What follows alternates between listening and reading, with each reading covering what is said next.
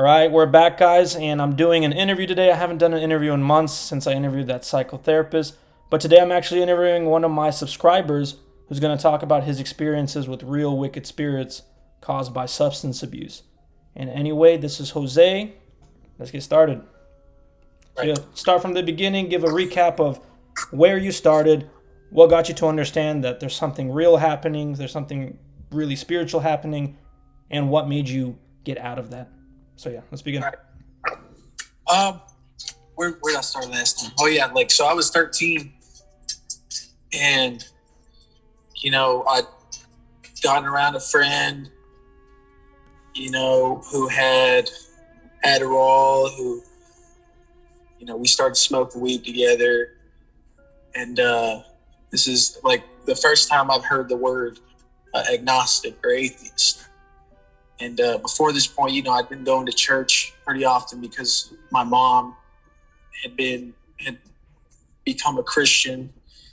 And so, when I started getting high, when I started doing Adderall, Mm-hmm.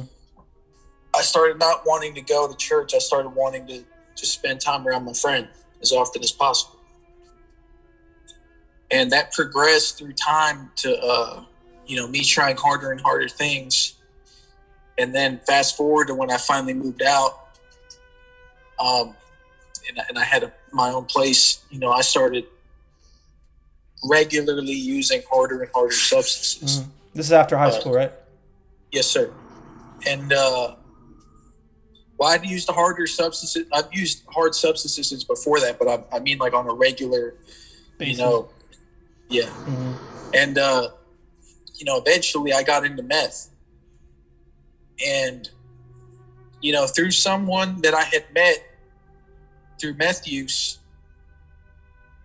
she'd come back into town, she'd just relapsed.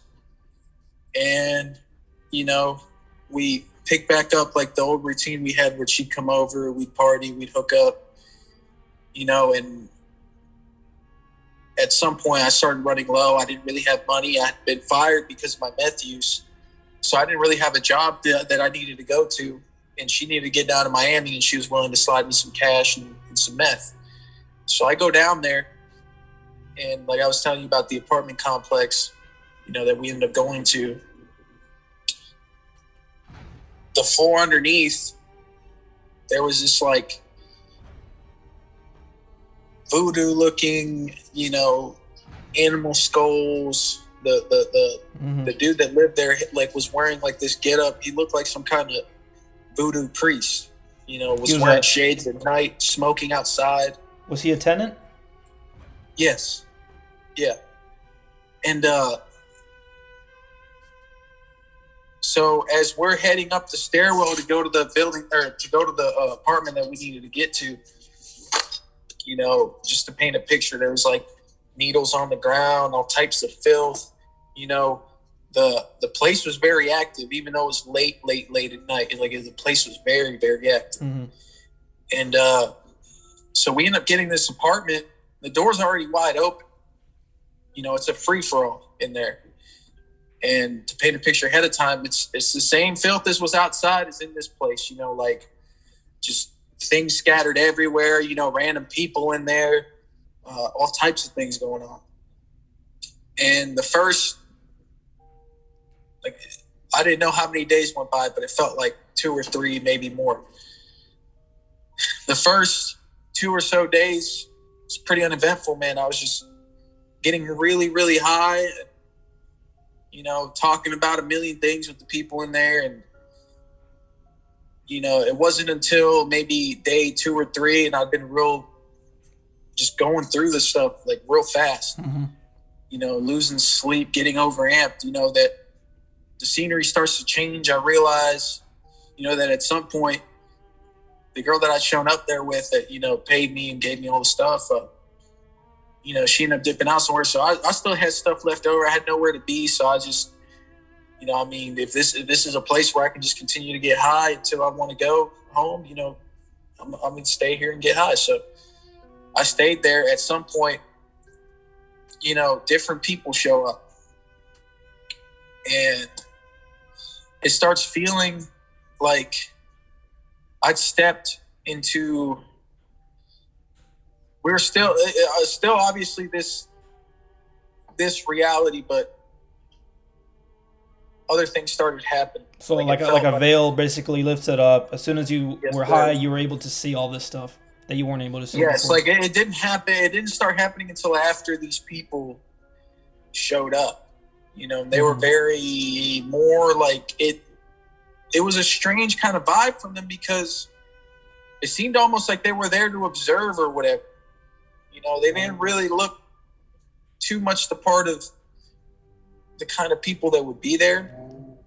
And they just, stayed to themselves somewhere in the background until at some point, I started seeing things outside and hearing things in the apartment. And, these things started, but the more that I paid attention to these things, the more they started materializing. And like I mentioned earlier, man, there was like mirrors facing mirrors, in this place, which seemed kind of odd because they were specifically placed to be facing each other. The lights had dimmed and there was they had like lighting, almost like a ultraviolet kind of light thing going on. And, as time progressed, like it seemed like they started, and again, this is from my lens, and I'm high. Mm-hmm. But the way I interpreted it, looking back now, is, they started doing some kind of incantation or something, and they were doing it amongst themselves. I started feeling compelled to, move in strange kind of motions, like snake-like motions. My eyes were like rolling in the back of my head, constantly. And like those pictures that I sent you, man, like, I don't know, like I started taking pictures later on because even after I left there and after that all that happened, I started repeatedly getting this sensation, like my eyes would start rolling in the back of my head and I would be gone and I would do things and say things and like I wouldn't really be able to see, but I'd be able to kind of like sense that I was like doing something and have like brief memories of me saying things or moving around and then coming back too, So like I said, my eyes were starting to roll in the back of my head. I started feeling compelled to strip my clothes on and off repeatedly, like, and like I was just moving around the whole place, like just acting really strange, and you're aware of it. Like, did you feel disembodied? Very, very, like I felt like it was the feeling of like, say I'm behind the wheel of my car, like I am right now, right? Yeah. And I'm kind of looking out the window, but I'm not. Let's say like you're kind of like in a fugue or almost like drunk state where you see the things, but you don't really interpret them or you're not really all the way there. And it's almost like someone else is driving, even though you're behind the driver's seat. So like disassociation, you're like still there, but it's like you're taking a back seat and things are happening and you're seeing it. That's why you remember it.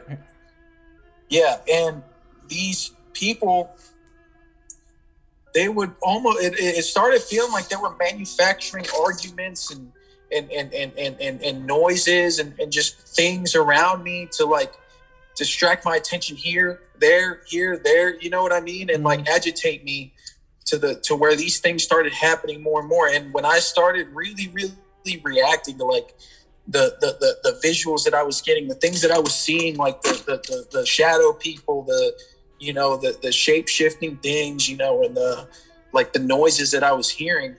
And by the way, I'd been using meth pretty heavily up until this point, and I had, besides, like I told you earlier, that zigzag kind of overlaid spinning pattern. You said that after you started seeing all the stuff, you started seeing that zigzag overlaying pattern, the black and white filter, basically, right? I had seen that before, but that's the only visual I'd gotten. Like I guess you could say kind of mild hallucination, even though I was using meth pretty heavily, before that point. But when I got to this place and these things started happening with these people, and this is my first time I'd encountered these shadow people, shapeshifter type entities, and this wouldn't be the last until I got clean. And I continued to be there because like I was thinking maybe I'm just tripping the hell out because I'd done so much and been awake for so long that you're just seeing things. That really contributed to it. I know that meth psychosis is definitely a thing that people see. Like they report seeing a lot of the same things, but the behavior of these people and the timing and what kind of triggered all this is what made it very odd to me. And like the way I interpret it now is I stepped into like unknowingly into like some kind of like ritual. You know what I mean? And one person in there had said something like, "Oh, he's starting to see them," like kind of sounded kind of pleased, about it, and they were talking amongst themselves, and I couldn't really make out what they were saying because they were talking real fast with each other, and it sounded like gibberish, and almost like speaking in tongues, almost. Yeah, almost, but like more so like they were just trying to confuse me or like discombobulate me, agitate me, get me in like an emotionally frazzled, confused state. And the more I would get like that, the more my eyes would roll in the back of my head, the more I'd kind of like dissociate and lose track of time and just kind of be in this state where I'm just doing those repetitive movements and, like I'm just out of my mind. Eventually I start coming down a bit and, start running out of stuff. And I mean, without saying anything and just like trying to get all my stuff together, because my stuff was just constantly in different places, like being moved around, like it seemed like. And like I would remember where I put it, and then I would go look for it, or I would, have something in my pocket that just wouldn't be there, and it would be somewhere else. So either in the process of all this moving around and, putting clothes on and off and on and off, like, I might have lost my stuff or it might have been moved around. I don't know. More than likely I lost it. But after I found my stuff, I tried leaving. My car for some reason wouldn't work. So I ended up going to I ended up trying to find the nearest train station. And I remember which way the highway was. There's this, big train that, goes all it goes a good distance. So, and it's near the highway. So I start heading towards the highway. It's starting to get like later on in the day, and like sun had just set, and this was probably like the last train. So I ended up stopping short of where I needed to get, and I ended up spending the night, around this train station, somewhere in Pompano, and the area I was in was pretty rough. So, like I told you earlier, it was like a ghetto area. Yeah. Like at this point, like I had no sense of reference, like to the difference between like, the amount of shadow people or these entities that I would see in comparison to other places. But in this place, and as I'd come to find out later on, through other times that I would have this experience since this point, the more treacherous an area, the more these beings would be there. Like the more of them, like there'd be like a whole swarm. Like a straight gang of them would hang around places where they are committing the most like debaucherous sin, the gateway sins, right? Like substance abuse. Yeah, like I'm talking about like, I was walking because I had started just like seeing all these things. So I started trying to I just started walking randomly from this station, which was a really bad idea. But, looking back, even though I was experiencing all these things, like I feel like I was definitely in some kind of way protected, because these things were torturing me. They were mocking me. They were, telling me things like, "You're going to die," trying to convince me to, end it. And, while I was still terrified, like I didn't reacted in an extreme, like I was obviously very, very unhinged and very kind of shaken by this whole thing, but I didn't react in like a drastically, you know, crazy kind of way, you know, to where I ended up really harming myself, you know. But like, to give you an example, man, there was two different occasions within that same night. One occasion, this transsexual had hopped out of the bush with this other dude, you know, and hops out the bush and asks me if I have a lighter, you know, because they're about to spark up some meth. I'm like, no, I don't have a lighter. I mean, I didn't have a lighter, you know, and they were trying to like offer me some and say, oh, you know, like, well, you know, if you get a lighter, you know, blah, blah, blah. And then there was another, like, as I was continuing to walk down, there was this dude that hopped out of a bush with a different prostitute, you know, and it was just like that. That's just kind of like the vibe that was down there. You know, as I was walking down, I walked past this gas station. Hey, bro, you know, like trying to like ask me like what I'm getting into tonight, you know, telling me that they had crack.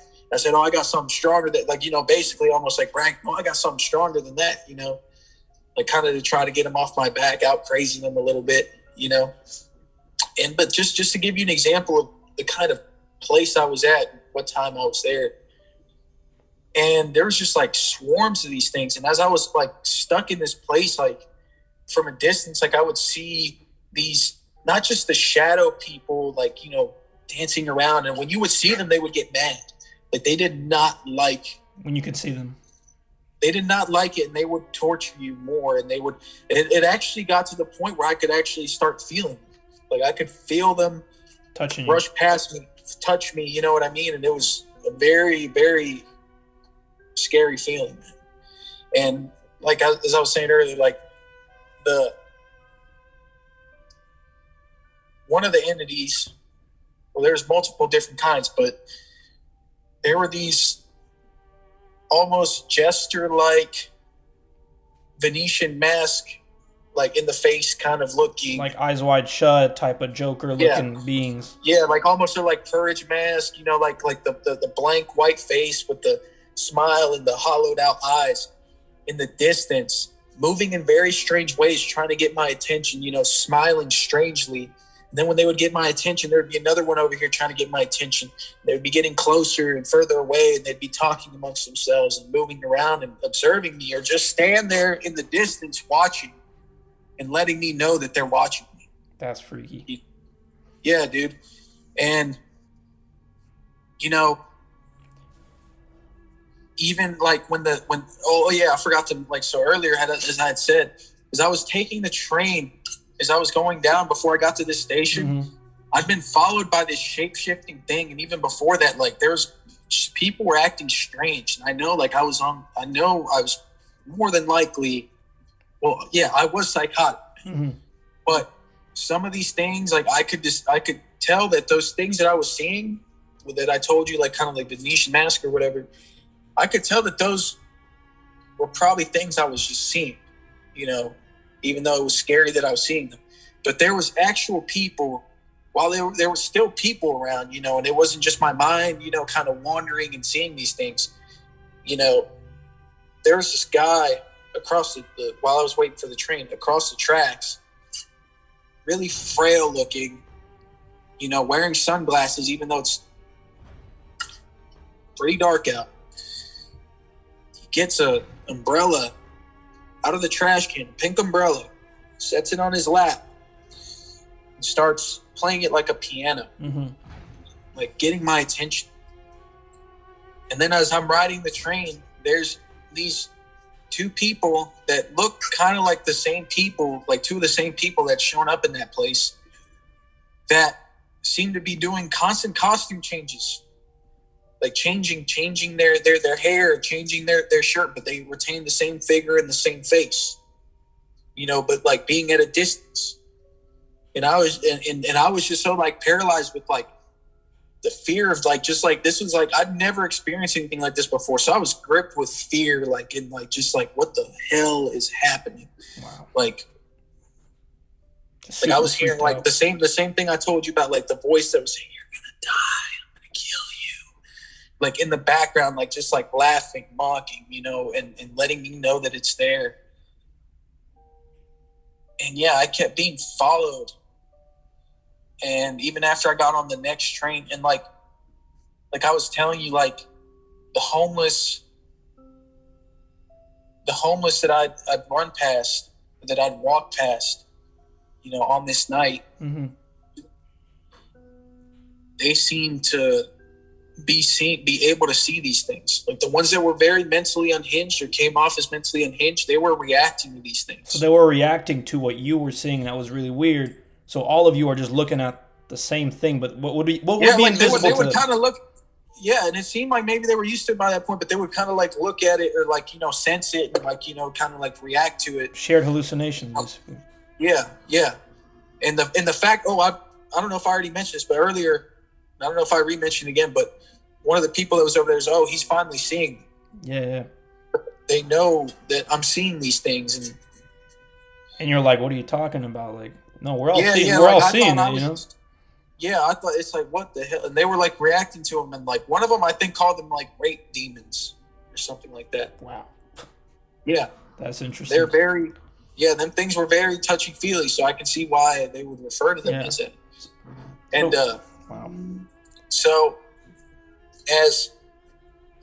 so like, and another thing is like these homeless, mentally unhinged folks would like, they would blurt out certain things that had to do with certain conversations that I had had in the past with people that they would have no way of knowing, and to this day, like, let's say I'm really, like, when I was walking in the light the most, or also when I've been at like really low points too, this similar experience kind of happens. Like, not the visual hallucination, not the hearing things, but like if I run across like a very mentally unhinged person that might be under the influence of drugs and demonically oppressed, they'll reference things that have to do with certain conversations I might have had recently, with someone. And as I've come to find out, like, I think that, like, with the phenomena, like it can kind of be classified as almost like a gang stalking kind of thing. But my opinion on this gang stalking thing is it's probably more than likely not a very coordinated attack where people are like with walkie-talkies and following you with phones. I think it's just like the spirits operating through these people who have like an open, like a way open in them for these demons to manifest. And they cause them to act certain ways and say certain things at certain freak times. You out, basically scare you, get you to feel more fear to feed off of that. Yes. And I don't think they're consciously aware that they're doing that. They just happen to do that, and they're just so gone that they might not even have any control. They more than likely don't know what they're doing, but they're doing it. That's interesting. I also noticed that we talked about this before, but a lot of your tattoos, you said, were influenced by the drug abuse, the spirits, a lot of that, your art and the tattoos you did. I saw one of your art posts that I talked about with you. You were drawing like clowns and jesters, jokers, and some other like demonic looking figures, upside down crosses. Was that directly from you, or do you think this is like straight up? Is this just some kind of artsy thing you wanted to do, or you think this was like a new... It was a combination. So basically, I'd been trying to get a tattoo apprenticeship. That's also another story I'm gonna add in there that was kind of wacky, but I was drawing these things up, not necessarily to be sacrilegious or for demonic reasons, but the fact that I was so drawn to drawing those themes, and that's what would come natural to me, I think it would be fair to say that yes, it probably was some demonic influence, like spirit channel. As far as like the devil tattoos and stuff, and the new agey ones, like for example, like the three eyes men, like here, that definitely did have some new age kind of significance. So my art, as far as my art goes, it would be like more so just kind of like to meet supply and demand, like I was just drawing these like themes because it's just like, I guess that's kind of what I thought that would be found appealing. Yeah. you know, or like people would like to get on them, and honestly, I'm pretty sure there was some demonic influence there, unknown, but you know, these were just the ideas that I would come up with. Pop into your head, and you would want to do them. You would want to put them on your Yeah. skin, right? Yeah. You know, your tattoos are super interesting. The weird looking devil thing on your stomach, the 3 eyes. Yeah, that's an oni. That's not Oni. really It's a Japanese thing, right? Yeah. But I mean, I will say that I have like a devil with like spider webs on my knee, and that was just more like because I like the design. But there is one on my left arm that's like the Dope Throne album, Yeah. Which is like an old metal band, and it's just like basically like a devil smoking a bong. And at the time, I like really related to that for some reason. Like I was like, oh, you know, like, I guess I viewed myself in that kind of way, man. And then you had the like little stripes on your ears. You said that was kind of influenced by some of the stuff you saw too. It was more so like numerology, man. Like I was trying to do 7 of those, and then like in like the white and black in between, kind of like I was still believing in the whole, you know, black and white and union of opposites kind of thing. What is it called? There's a word for it. Duality. Yeah, there we go. That's the word. Yeah. And then like the ear piercings, like I was gonna get another 7, and like 4 of them were gonna be in silver, and then 3 of them in gold in each ear. You know, it was just But yeah, man, that's super fascinating. For the sake of time, we are gonna do a part 2 to this video. But yeah, this was super fascinating story. In part 2, we're gonna talk about what you basically told me, how you realized that there's something wrong with what you've been doing, believing, and how people were reacting negatively towards you mentioning the word in Jesus, but you realized they weren't reacting negatively to every single other faith and every God you would mention but the name of Christ. But yeah, we'll talk about that all in part 2. This was super fascinating. Jose, thank you so much for coming on here. And Heck yeah, man. I wish we had more time, man. I do too, yeah. We'll get to part 2. Definitely. We're gonna do a part 2 real soon. But let me know in the comments below, guys, if you want a part 2. All right. All right, man.